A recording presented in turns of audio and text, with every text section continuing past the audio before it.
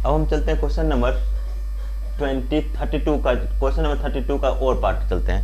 Question 32 में बोल रहा है कि two pipe running together can fill a cistern in 13 minute. ठीक है, दो पाइप जो है एक साथ हमने खोला, दोनों पाइप को जैसे ही हमने खोला तो हमने देखा कि ये जो है two pipes running together can fill a cistern, एक सिस्टर्न है, उस सिस्टर्न को भरने में उसे 13 मिनट लग रहा है। If one pipe takes 3 minute more than other, अगर एक पाइप को जो है दूसरे से 3 मिनट ज्यादा लग रहा है उसी सिस्टर्न को फिल करने में, तो find the time in which each pipe would fill the cistern, मतलब दोनों का अलग अलग टाइम बताना है। तो हम देख लेते हैं कि लेट फर्स्ट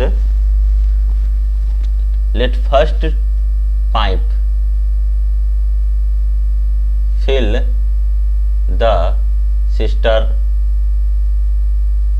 इन कितना दे देते हैं हम, x मिनट में दे देते हैं। तो सेकेंड पाइप कितना हो जाएगा, सेकेंड पाइप जो होता है कैन फिल द सिस्टर्न, ये हमारे पास x+3 में दे देते हैं। तो क्वेश्चन कह रहा है कि दोनों मिलकर कितना दिन में कर, अच्छा 13 1/3 का मतलब कितना हो जाएगा, टाइम जो हमारे पास है टोटल टाइम दे रखा है 3 1/13 मिनट, इसका मतलब 13 3 39 और 1 40/13 मिनट। तो हम चलते हैं अकॉर्डिंग टू क्वेश्चन, अब अलग अलग करना है। तो 1/x + 1 ये x+3 इक्वल टू कितना हो जाएगा, ये 13/40। ठीक है, तो अब हम एलसीएम ले लेते हैं इसका, x × x+3 से, तो बाय क्रॉस मल्टीप्लीकेशन कर लेंगे तो ये x+3 हो जाएगा और ये x बन जा x हो जाएगा। तो ये 13/40, x और x कितना हो गया, ये 2x हो जाएगा +3, और ये हो जाएगा x² + 3x, तो ये 13/40 हो गया। अब इसको भी बाय क्रॉस मल्टीप्लीकेशन करते हैं तो ये 13x² हो जाएगा, यहाँ से इधर जाएगा ये इधर, तो 13x² + 13 3 जा 39x इक्वल्स टू 42 जा 80x + 120। ओके, अब सबको आ जाएगा नीचे। ठीक है, तो ये 13x² + 39x, ये प्लस है तो माइनस में 80x - 120 इक्वल्स टू 0। तो ये हो गया 13x, 80 में से 39 को करेंगे तो ये -41x आ जाएगा, ये -120 इक्वल्स टू 0। तो या तो हम स्प्लिटिंग मिडिल टर्म कर लेंगे या तो क्वाड्रेटिक फॉर्मूला से कर लेते हैं। तो स्प्लिटिंग मिडिल टर्म करते हैं, 13 120 है ना, तो 120 को अगर हम फैक्टर करते हैं तो 24 5 जा। ठीक है, तो यहाँ पे हम क्या लिखेंगे, यहाँ पे 13x² और इसको हम लिख देते हैं 41 तो 41 तो है, 41 लाने के लिए अगर हम 65 और 24 को करेंगे तो, क्योंकि 13 5 जा 65 और 24 हम माइनस कर देंगे तो 41 आ जाएगा। तो 65x + 24x - 120 इक्वल्स टू 0। तो 13 और x कॉमन ले लेंगे, आ रहा है। ठीक है, तो ये x - 5 और प्लस इसका 24 कॉमन ले लेंगे तो x - 5 इक्वल्स टू 0। तो ये हमारे पास हो गया कितना, 13x + 24 और x - 5 इक्वल्स टू 0। तो निगेटिव तो नॉट पॉसिबल है, क्योंकि यहाँ से हम लेंगे तो 13x + 24 equals to 0, 13x equals to -24, तो x इक्वल्स टू -24/13। तो निगेटिव नॉट पॉसिबल लिख देंगे, निगेटिव नॉट पॉसिबल। तो क्या हो जाएगा, यहाँ पे निगेटिव नॉट पॉसिबल कर देंगे तो देयरफॉर x - 5 इक्वल्स टू 0, तो x इक्वल्स टू कितना हो गया हमारे पास 5। तो हमारे पास एक सिस्टम जो है x बराबर कितना हो गया, 5 मिनट में भरेगा, और दूसरा जो है x+3, इसका मतलब 5 + 3 कितना होगा, ये 8 मिनट में भरेगा। हमारे पास आंसर हो गया 5 and 8 मिनट, ये दो हमारे पास आंसर आ गया। x का वैल्यू 5 हो गया और x+3 का वैल्यू हो गया हमारे पास 8 मिनट हो गया। अब हम चलते हैं नेक्स्ट क्वेश्चन की ओर। चलते हैं क्वेश्चन नंबर 33 को। 33 क्वेश्चन बोल रहा है कि ABCD is a trapeze in which AB parallel to CD। ABCD एक ट्रेपेजम दे रखा है, तो ट्रेपेजम हम बना लेते हैं।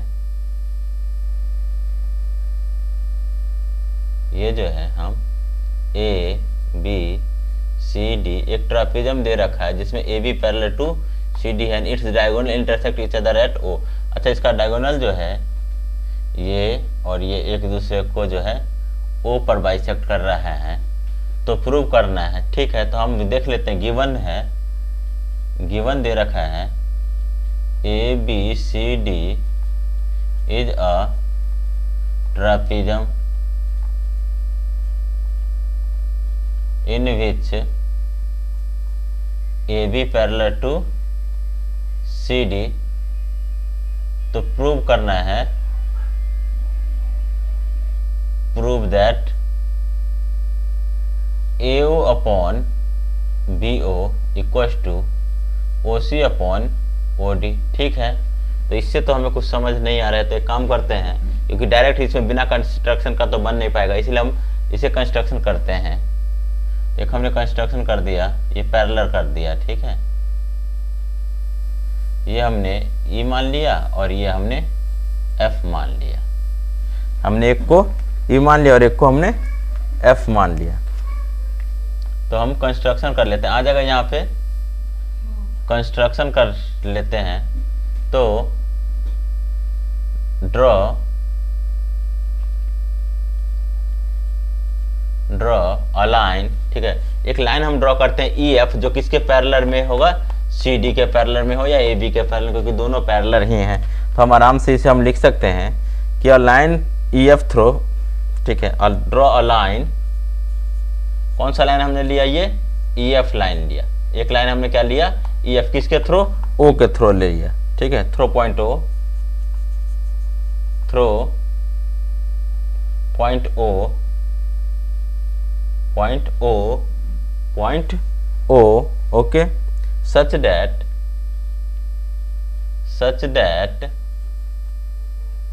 EF parallel to CD।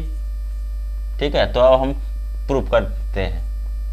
अब प्रूफ लिखेंगे, आ जाएगा यहाँ पे, आ जाएगा। ठीक है, तो अब आते हैं इन ट्रायंगल ADC में। इन ट्रायंगल ADC हम देखते हैं कि EO जो है पैरेलल है, EO parallel to DC, therefore AE by ED equals to AO by OC। Equation एक लेते हैं किसके, बाय BPT से। इसी तरह अब लेते हैं हम इन ट्रायंगल BDC में। अगेन इन ट्रायंगल BDC में क्या हम देखते हैं, यहाँ पे OF जो है, OF parallel to CD।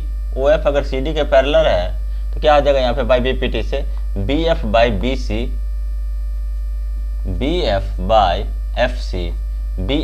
FC equals to BO by OD। इसको इक्वेशन सेकंड लेते हैं, ये भी बाय BPT से।